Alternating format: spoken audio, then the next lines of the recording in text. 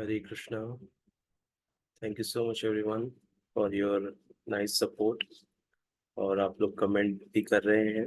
और आपको कोई भी इस सेशन में जो भी क्वेश्चन आए, कृपया करके आप लोग यूट्यूब में कमेंट करिए। और आप लोग बहुत अच्छा सुन रहे हैं। मैं देख रहा हूँ कि बहुत लोग मेरा वीडियो देख रहे हैं। और आप लोग और ज़्यादा से ज़्यादा लोगों से शेयर करिए वीडियो। और मैं चाहता हूँ कि बच्चे भी इसमें शामिल हों, क्योंकि बच्चों को भी भगवत गीता श्लोक जानना बहुत जरूरी है कि भगवान क्या बता रहे हैं, कैसे जीवन जीना चाहिए। हाँ, तो आप लोग कृपया करके अपने बच्चों को भी साथ में लेकर बैठिए इस सेशन देखने के लिए। सिर्फ आधे घंटे का सेशन है, जिसमें हम लोग कम से कम से एक या दो श्लोका हम लोग कवर करते हैं।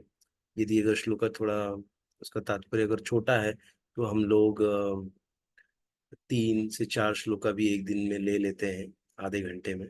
तो उसमें हम लोग श्लोक का अर्थ और उसका तात्पर्य, हाँ, तो ये सब देखते हैं। तो please get your children also join with me, and they should learn this. Okay, and under this kids lifestyle hub हम लोग बच्चों को मोरल वैल्यूज की क्लास भी मैं हर संडे को लेता हूँ।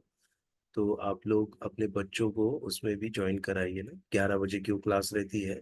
कभी कभी अगर टाइम चेंज होता है तो हम ग्रुप में उसको अपडेट करते हैं। तो आपको जो भी बच्चों के रिलेटेड वीडियो मैंने इस चैनल पे डाला हूँ वो देखिए, और उसमें लिंक दिया गया है, तो आप उस लिंक को ज्वाइन करिए। हम्म, तो बहुत बहुत धन्यवाद। यदि आप लोग ने अभी तक मेरा चैनल सब्सक्राइब नहीं किया है, तो प्लीज़ सब्सक्राइब करिए। आप लोग अगर सब्सक्राइब करेंगे और शेयर करेंगे ना, कमेंट करेंगे, तो मुझे प्रोत्साहन मिलेगा। और मैं और अच्छे वीडियोस और अच्छा थोड़ा मेहनत करके वीडियो बनाने की कोशिश करूँगा। और ज़्यादा, क्योंकि मुझे थोड़ा समय कम मिल रहा है तो मैं ज़्यादा पढ़ नहीं पा रहा हूँ। तो जितना जो पढ़ा है अभी तक, उसके बेस पे मैं थोड़ा बोलने का प्रयत्न करता हूँ। तो यदि कोई गलती हो या आपको लग रहा हो कि मैं कुछ गलत बोल रहा हूँ, तो आप लोग कमेंट में डाल सकते हैं। और मैं कोई ऐसा बड़ा विद्वान नहीं हूँ, मैं भी लर्नर हूँ, मैं भी सीख रहा हूँ अभी भगवत गीता। और जो सीख रहा हूँ उसके आधार पर मैं थोड़ा सेशन लेने की कोशिश करता हूँ। तो thank you so much again. तो हम लोग अपना आज का सेशन बिगिन करते हैं। ॐ अज्ञानतिमिरन्धस्य ज्ञानाञ्जनशलाकया चक्षुरुन्मिलितं येन तस्मै श्रीगुरुवे नमः। श्रीचैतन्यमनोभीष्टं स्थापितं येन भूतले स्वयं रूप कदा मह्यं ददाति स्वपदान्तिकम्। नमो विष्णुपादाय कृष्णपृष्ठाय भूतले श्रीमते भक्तिवेदान्त स्वामिनिति नामिने। नमस्ते सरस्वती देवे गौरवाणी प्रचारिणे निर्विशेष शून्यवादी पाश्चात्य देश तारिणे। जय श्री कृष्ण चैतन्य प्रभु नित्यानंद, श्री अद्वैत गदाधर श्रीवासादि गौर भक्त वृंद। हरे कृष्णा कृष्णा कृष्णा हरे हरे, हरे राम राम राम हरे हरे। जय श्री प्रभुपाद की जय, अनंत कोटि वैष्णव वृंद की जय। हरे कृष्णा। धन्यवाद, प्रणाम सभी को। तो हम लोग पढ़ रहे हैं श्रीमद् भगवत गीता, अध्याय 3 और श्लोक संख्या 17 आज हम लोग पढ़ने जा रहे हैं। तो मैं स्क्रीन शेयर करता हूँ।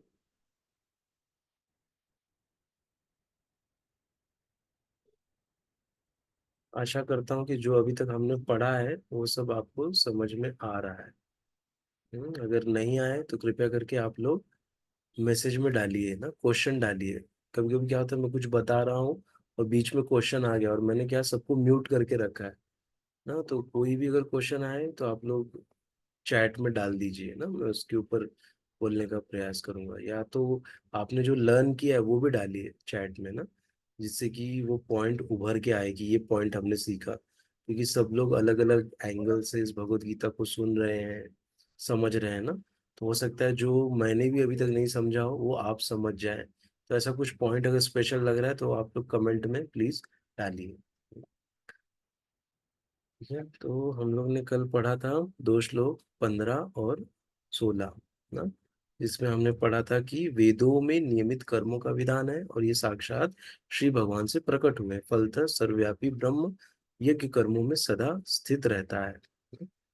तो ये चीज हमने पढ़ा था कि विधि विधानों का पालन होना चाहिए ना, जो वेदों में रूल्स बताए गए हैं उन रूल्स का पालन होना बहुत जरूरी है ना, तभी हम भक्ति में अच्छी प्रगति कर पाएंगे। एक सेकंड है ना।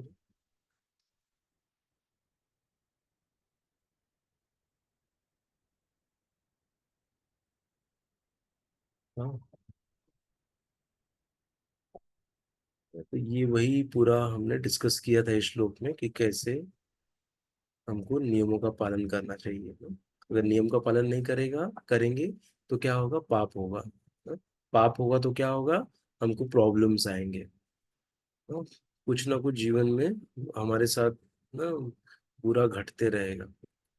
लेकिन जो बुरा घट रहा है वो भी एक्चुअली भगवान की इच्छा है। तो वो भी हमारे हमें ना, जब हम ये शास्त्र पढ़ेंगे ना, ये भगवत गीता पढ़ेंगे तो हमको पता चलेगा कि जो मेरे साथ अगर कोई मुझे लग रहा है कि बुरा हो रहा है, वो भी क्या है, वो भी भगवान की इच्छा से हो रहा है ना।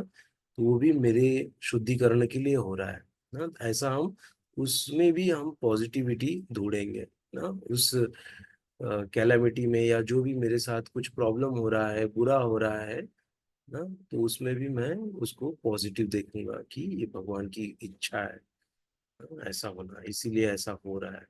तो उसको हम स्वीकार कर लेंगे ना। क्योंकि जब तक हम स्वीकार नहीं करते कोई चीज तब तक ही हमको तकलीफ मिलते रहती है।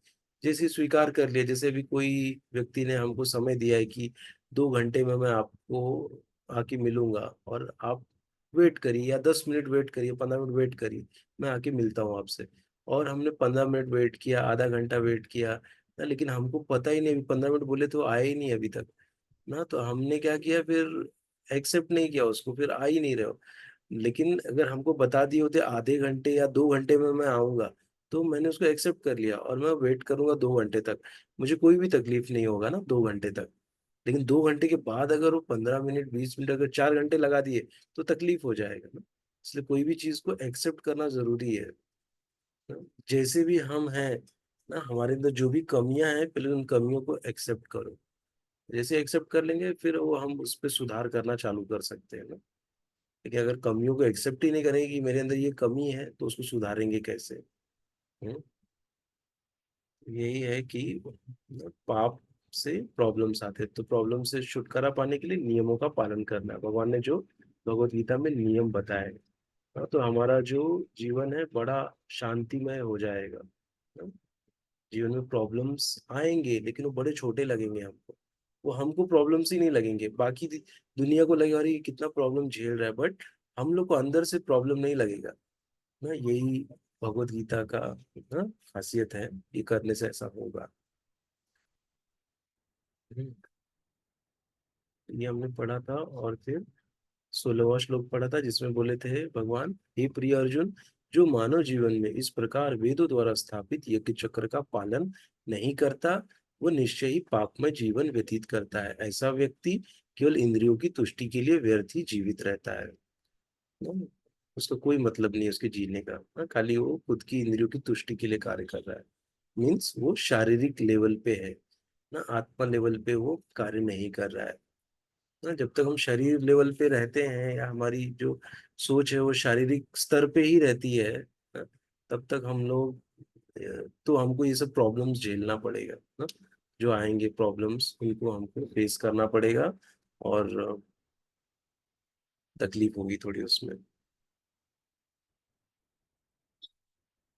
वैसे ये हमने डिस्कस किया था कल। आगे हम लोग आज का श्लोक पढ़ते हैं। किसी कोई प्रश्न रहे तो कृपया आप लोग चैट में डालिए, चैट को मैं देख रहा हूँ। चैट में कुछ आएगा तो आप डालिए, या कुछ अच्छा पॉइंट लगा उसको भी टाइप करके डालिए आप। इंग्लिश में डालिए चलेगा। किंतु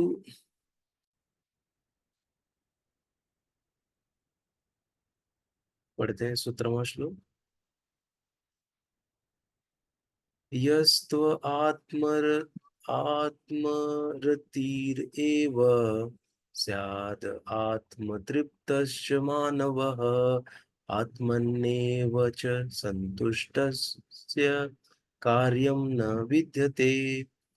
हम्म, यह तू आत्मरति, रति ही फिर एव आत्मतृप्त। यस्य यस्य अभी जैसे ऊपर दिया वैसे हम लोग पढ़ते हैं, यस्त्व आत्म रतिरेव स्यात् आत्मतृप्तश्च मानवः आत्मन्येव च सन्तुष्टस्य कार्यं न विद्यते। यस्त्व आत्मरतिरेव स्याद् आत्मतृप्तश्च मानवः आत्मन्येव च सन्तुष्टस्य कार्यं न विद्यते। यह जो तू लेकिन आत्मरति ही आत्मा में ही आनंद लेते हुए एवं निश्चय ही साथ रहता है, आत्मतृप्त स्वयं प्रकाशित च तथा मानव मनुष्य आत्मनि अपने में एव केवल च तथा संतुष्ट पूर्णतया संतुष्ट तस्य उसका कार्यम कर्तव्य न नहीं विद्यते रहता है। किंतु जो व्यक्ति आत्मा में ही आनंद लेता है तथा जिसका जीवन आत्म साक्षात्कार युक्त है और जो अपने में ही से पूर्णतया संतुष्ट रहता है, उसके लिए कुछ कारणीय कर्तव्य नहीं होता।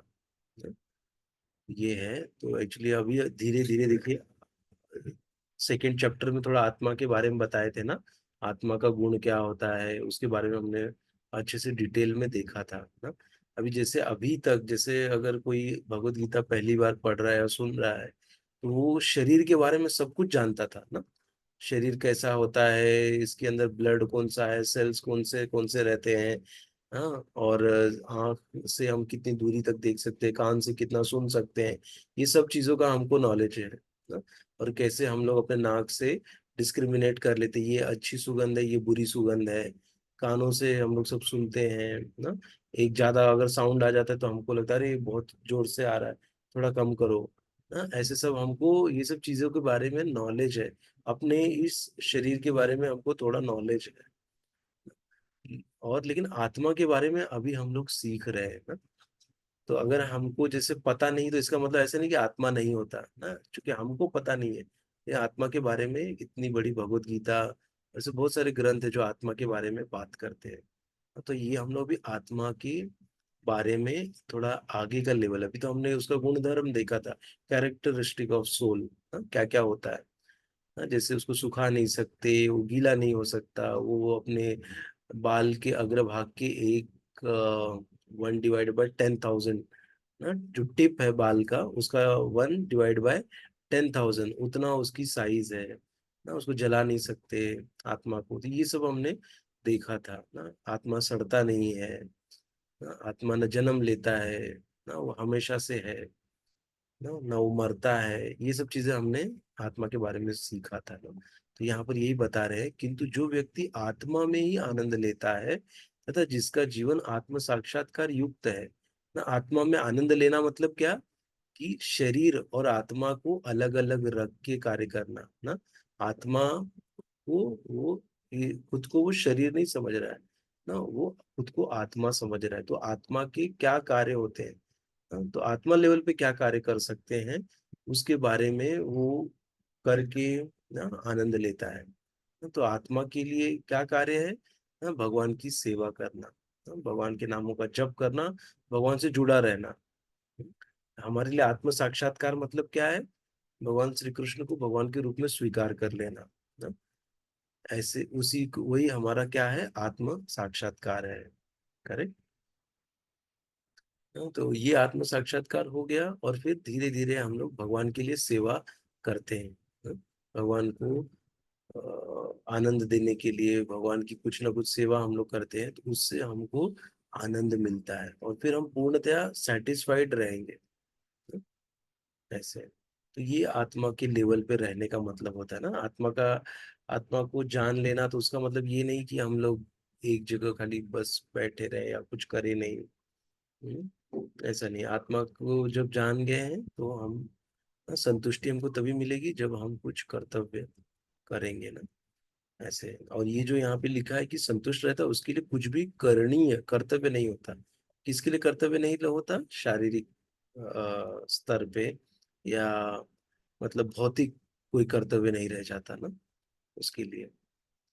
ऐसे, लेकिन आध्यात्मिक कर्तव्य रहता है भगवान को प्रसन्न करना। और ये तो इसको हम लोग जब भी ये सब पढ़ते हैं ना, तो ये एंगल से हमको पढ़ना है ना, आत्मा, क्योंकि ये भगवत गीता जो पूरा बताया गया है, ये आत्मा के स्तर पे बताया गया है ना। यदि हम इसको शरीर समझ के, इसीलिए जब पहली बार पढ़ेंगे तो हमको शारीरिक स्तर पे हम इसको ले रहे हैं, लेकिन धीरे धीरे जब हमारा ज्ञान बढ़ता है, तब हम इसको, इस भगवत गीता को आत्मा के लेवल पे जब पढ़ेंगे ना, खुद को शरीर से अलग करके इसको पढ़ेंगे, तब हमको और ज्यादा इसमें हमको आनंद और लाभ मिलता है, और ज्यादा चीजें अलग एंगल से हमको समझ में आती है ना।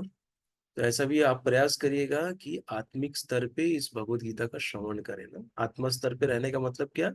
कृष्ण भावना भवित होके, कृष्ण को भगवान के रूप में स्वीकार करके, और थोड़ी थोड़ी सेवा करके ना, जैसे हरे कृष्ण महामंत्र का जप करके, और भगवान को थोड़ा भोग लगा के, तुलसी मैया को थोड़ा जल चढ़ा के, ऐसे जब थोड़ी सेवा हम लोग करेंगे, तब हमारे लिए ये जो ज्ञान है ना, ये क्लियर होगा, तब हमको समझ में आएगा अच्छे से। ठीक है, ऐसा।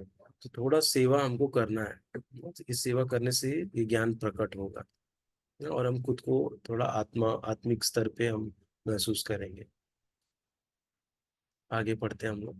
तात्पर्य: जो व्यक्ति कृष्ण भावना भवित है, अपने कृष्ण भावनामृत के कार्यों से पूर्णतया संतुष्ट रहता है। उसे कुछ भी नियत कर्म नहीं करना होता। कृष्ण भावना भवित होने के कारण उसके हृदय का सारा मैल तुरंत धुल जाता है, जो हजारों हजारों यज्ञों को संपन्न करने पर भी संभव हो पाता है। वो कैसे हो जाता है? वो कृष्ण भावना भवित होने के कारण। इस प्रकार चेतना के शुद्ध होने से मनुष्य परमेश्वर के साथ अपने संबंध के प्रति पूर्णतया आश्वस्त हो जाता है। भगवत कृपा से उसका कार्य स्वयं प्रकाशित हो जाता है। अतएव वैदिक आदेशों के प्रति उसका कर्तव्य निःशेष हो जाता है। फिर से पढ़ते हैं। इस प्रकार चेतना के शुद्ध होने से मनुष्य परमेश्वर के साथ अपने संबंध के प्रति पूर्णतः आश्वस्त हो जाता है ना। अगर उसका जो मैल है वो दूर हो जाता है जब कृष्ण भावना भवित होने से ना, तो क्या होता है, उसको भगवान के ऊपर पूर्णतः विश्वास आ जाता है, और आश्वस्त रहता है कि मेरा भगवान के साथ संबंध है, और भगवान अभी मेरे साथ आदान प्रदान कर रहे हैं। तो इस तरह वो पूर्णतः आश्वस्त हो जाता है। ठीक है? और इस प्रकार चेतना के शुद्ध होने पर हो जाता है, भगवत कृपा से उसका कार्य स्वयं प्रकाशित हो जाता है, वैदिक आदेशों के प्रति उसका कर्तव्य निःशेष हो जाता है। ऐसा कृष्ण भावना भवित व्यक्ति कभी भी भौतिक कार्यों में रुचि नहीं लेता, और न ही उसे सुरा सुंदरी तथा अन्य प्रलोभनों में कोई आनंद मिलता है। कोई भी कार्य निशेष, मतलब कोई भी कार्य नहीं बच जाता है उसके लिए, तो वैदिक आदेशों के प्रति उसका कर्तव्य निशेष हो जाता है। निशेष का मतलब देखना पड़ेगा क्या होता है। निशेष हो जाता है, ऐसा कृष्ण भावनावित व्यक्ति कभी भी भौतिक कार्यों में रुचि नहीं लेता, और न ही उसे सुरा सुंदरी तथा सुरा मतलब मादक पदार्थों का सेवन करना, और फिर सुंदरी मतलब स्त्री में, तथा अन्य प्रलोभनों में उसको कोई आनंद नहीं मिलता है। ठीक है, तो ये कब ऐसा होता है? जब वो आत्मा के स्तर पर आएगा ना, तो जब वो कृष्ण भावना भवित होगा ना। कृष्ण भावना भवित होना मतलब क्या? हमेशा कृष्ण के बारे में चिंतन करना ना, कृष्ण के बारे में सोचना, कृष्ण की सेवाओं के बारे में सोचना। ऐसे जो कृष्ण, वही उसी को कहते हैं कृष्ण भावना भवित ना। जैसे भगवान के नामों का जप कर रहा है ना, भगवान के बारे में पुस्तकें पढ़ रहा है भगवान की ना, जैसे श्रीमद् भगवत गीता, श्रीमद् भागवतम ना, इन ग्रंथों का अध्ययन कर रहा है ना, तो वो कृष्ण भावना भवित होता है। वो वैष्णव की सेवा कर रहा है, साधु जनों की, बड़े जनों की सेवा कर रहा है ना। और फिर मंदिर में कुछ सेवा कर रहा है, तो ये सब क्या है कि कृष्ण भावना भवित कार्य है। भगवान के लिए प्रसाद बना रहा है, जो भी सेवा वो भगवान को सेंटर में रख के कर रहा है, वो सब क्या होता है, कृष्ण भावना भवित कार्य हो जाता है। हाँ, तो जो ऐस कृष्ण भावना भवित बनता है ना, तो उसके बारे में यहाँ पर बताएं, तो उसके लिए कोई कर्तव्य नहीं रह जाता।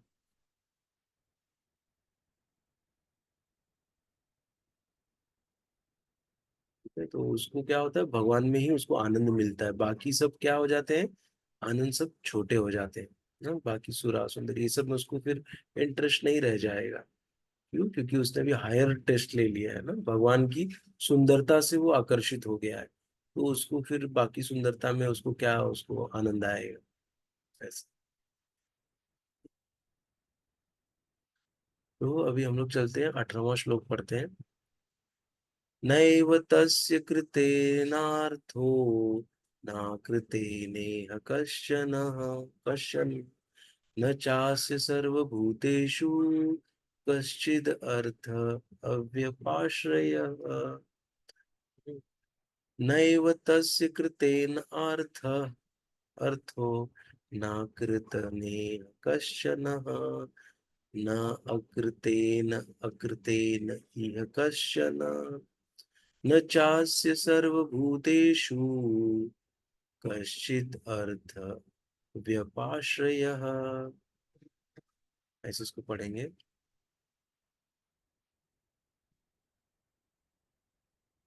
इसको वर्ड टू मीनिंग देखते हैं। न कभी नहीं, एव निश्चय ही, तस्य उसका, कृतेन कार्य संपादन से, अर्थ प्रयोजन न, न तो अकृतेन कार्य न करने से, इस संसार में, कश्चन जो कुछ भी, न कभी नहीं, च तथा, अस्य उसका, सर्वभूतेषु समस्त जीवों में, कश्चित कोई, अर्थ प्रयोजन, व्यपाश्रय शरणागत। तो ऐसे अगर हम लोग इसको वर्ड वर्ड अलग करके पढ़ेंगे तो हमारे लिए आसान हो जाता है।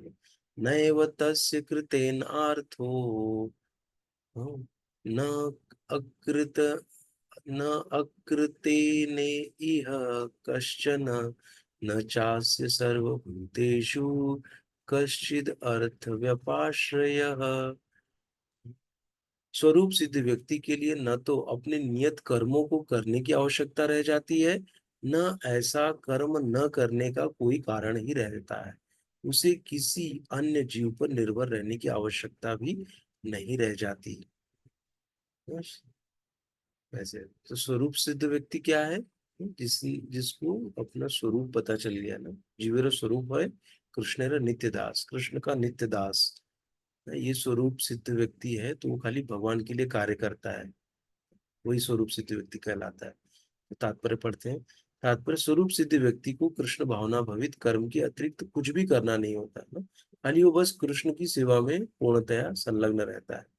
ये एक्चुअली बहुत हायर लेवल है ना। तो हायर लेवल हमको इसलिए बताया जा रहा है कि हमको बेस्ट पता हो। अभी हो सकता है हम लोग गुड स्तर पे हो ना, गुड बेटर बेस्ट होता है, ठीक है।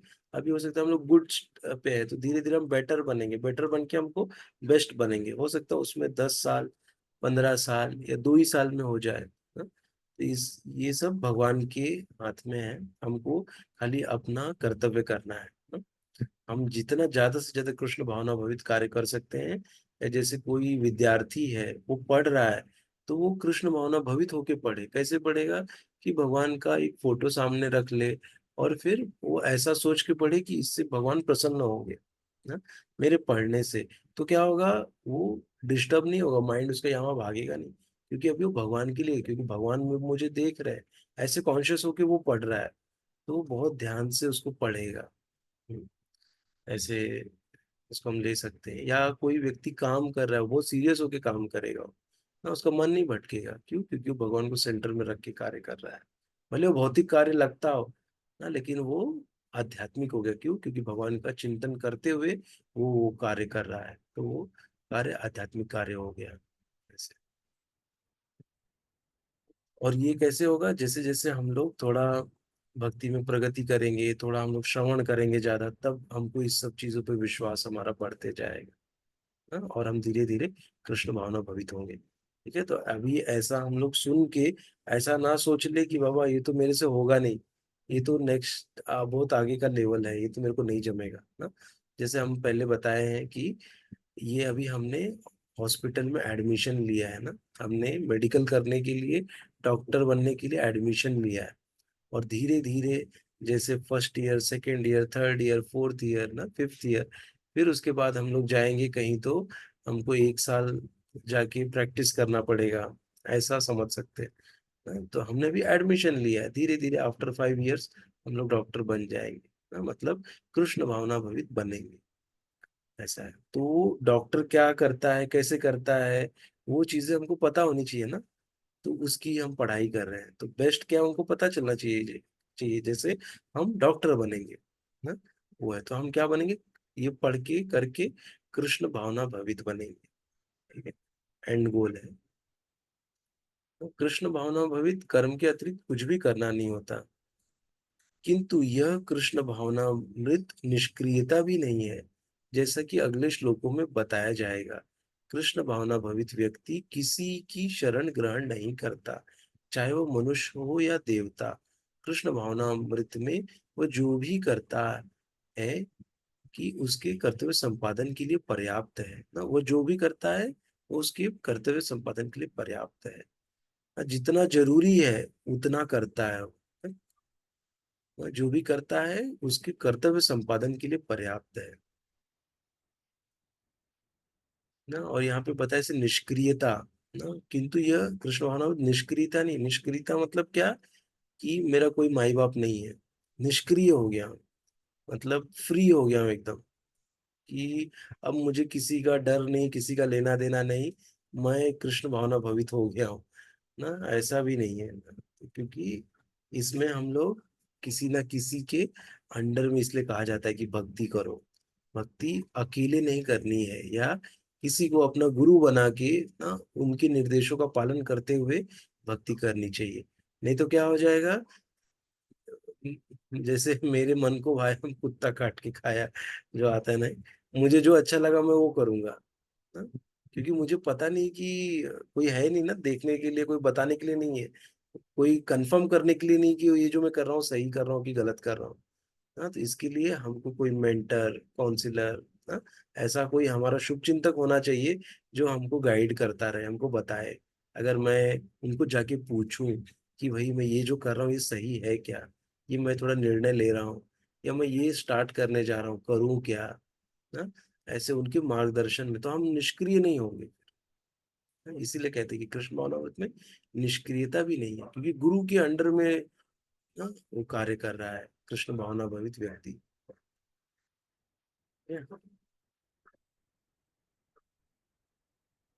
ना, और यहाँ क्या कह रहे हैं कि कृष्ण भावनाभवित व्यक्ति किसी की शरण ग्रहण नहीं करता, चाहे वो मनुष्य हो या देवता। तो इसका अर्थ क्या हुआ कि ना भौतिक दृष्टि से वो किसी के ऊपर आश्रित नहीं रहता, चाहे वो मनुष्य हो या देवता, कि मुझे भौतिक कुछ मेरा सॉल्व हो जाए ना, मुझे कुछ भौतिकता या मुझे कुछ इच्छा है ना भौतिक वस्तु प्राप्त करने की, वो मुझे मिल जाए, उसके लिए मैं किसी के ऊपर आश्रित नहीं रहूंगा ना, ना किसी मनुष्य के ऊपर ना देवता से, मुझे कुछ अभी भौतिक चीज चाहिए, इसलिए इसका अर्थ वो है यहाँ पे, ठीक है। कृष्ण भावनाभवित व्यक्ति किसी की शरण ग्रहण नहीं करता, चाहे वह मनुष्य हो या देवता, ना अपने भौतिक लाभ के लिए, करेक्ट।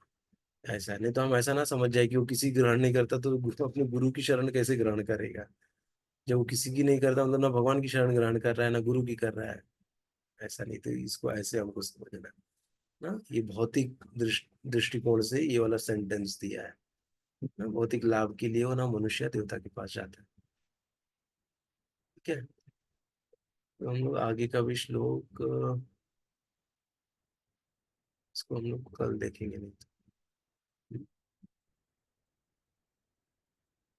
ठीक है, तो ये है।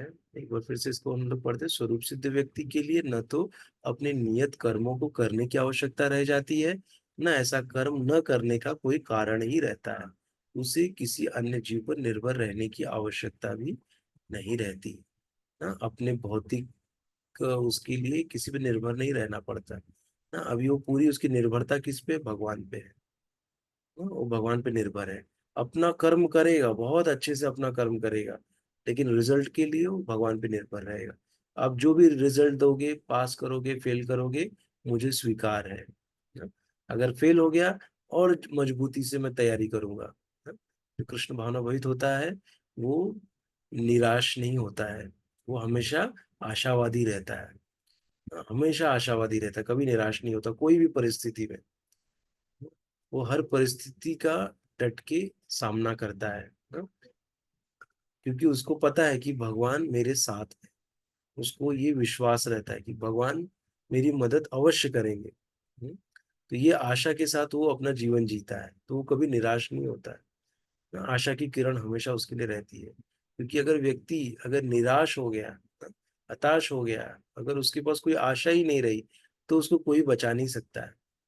इसलिए हमको जीवन में कभी निराश नहीं होना है, हमेशा आशावादी रहना है ना? हमेशा भगवान की कृपा हमारे ऊपर है, ऐसा हमको हमेशा महसूस करते रहना चाहिए ना? उससे क्या होगा, हम लोग कभी निराश नहीं होंगे, हमेशा आशावादी रहेंगे। तो इससे हमको बहुत शक्ति मिलती है एक्चुअली, क्योंकि हमारे जीवन में ऐसे प्रसंग आएंगे ना, ऐसे हमारे साथ जीवन में कुछ घटेगा जहाँ पे हमारा जो आत्मविश्वास है वो डगमगा जाएगा ना? तो उस समय हमको किस पे निर्भर रहना है, तो हम प्रैक्टिस करना भगवान पे निर्भर रहने की। तो चूंकि मैं उसको कर रहा था, मुझे सफलता चाहिए थी, इसीलिए मैं निराश हुआ ना। अगर मैं ये सोच के करूं कि नहीं, भगवान की प्रसन्नता के लिए कर रहा हूँ ना, या जो भी रिजल्ट आएगा ना, वो मुझे एक्सेप्ट है, चाहे वो पास हो चाहे फेल हो ना, अगर इस भावना से वो करेगा, तो कभी निराश नहीं होगा। लेकिन ये भावना से करेगा, नहीं मुझे तो जीतना ही है, मैं जीतूंगा ही कैसे भी करके ना, ऐसा सब भावना नहीं आना चाहिए हमारे अंदर। हमारे अंदर खाली हमको कर्तव्य हमको करना है, प्रयास करना है। बाकी रिजल्ट क्या है वो भगवान को पता है, वेदर हम लोग पास होंगे या फेल होंगे। ठीक है, तो इस तरह हमको अपने जीवन को जीना है, भगवान पर निर्भर होके। ठीक है, और किसी को कुछ बोलना है? मैं म्यूट अनम्यूट करता हूँ, किसी को प्रश्न रहेगा तो हम लोग लेते हैं।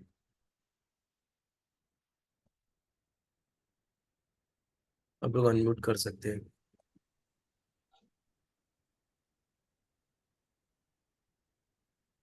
सर मुझे एक प्रश्न था।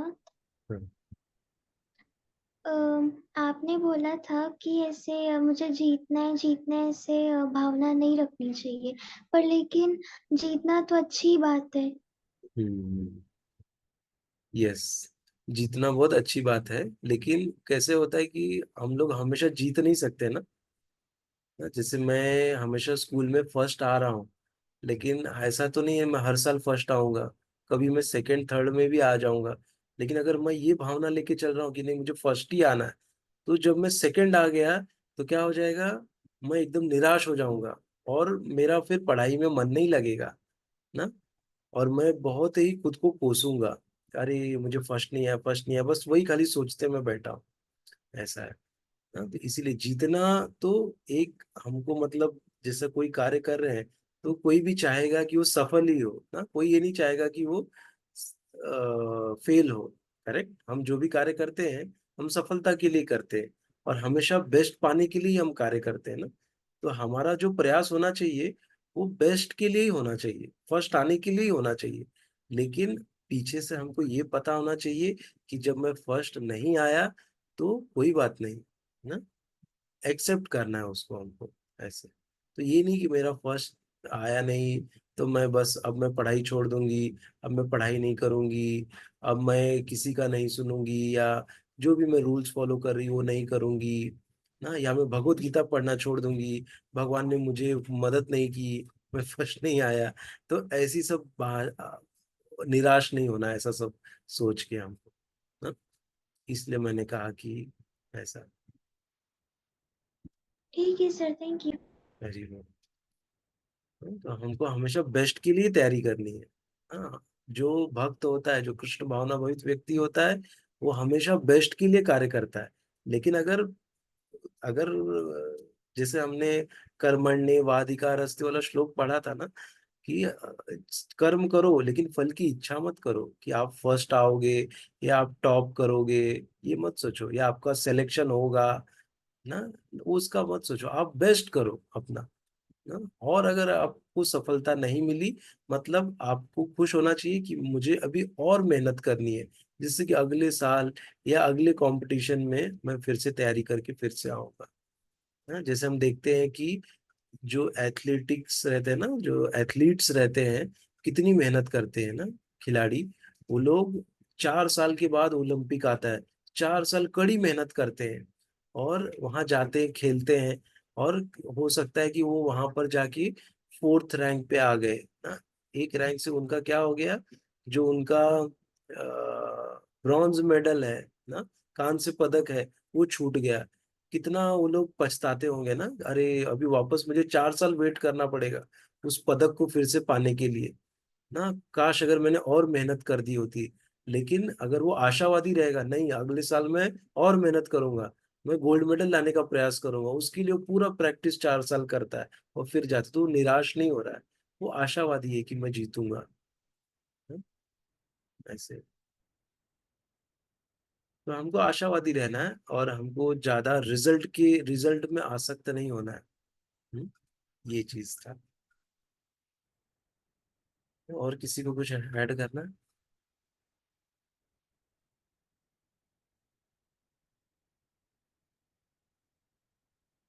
इससे कोई कमेंट है?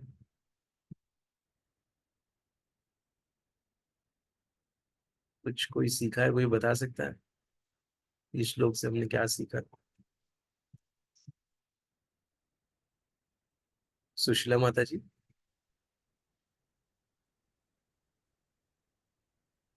हरे हरे कृष्ण प्रभु जी। हरे कृष्ण माता जी। हाँ, आशा माता जी, कुछ बोलना चाहेंगी आप?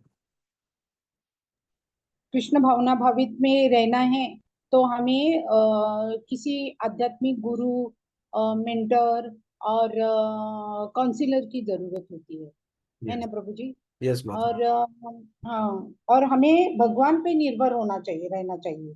और हर हर मतलब हर समस्या में, कोई भी समस्या आए, कोई भी संकट आए, तो उसमें हमें निर्भर रहना चाहिए कि चलेगा नहीं, अभी आपने कहा नहीं नंबर आया, नहीं चलेगा, ऐसे कुछ नहीं, हम अगले साल ट्राई करेंगे। और हर परिस्थिति में हमें डटकर रहना चाहिए। यस।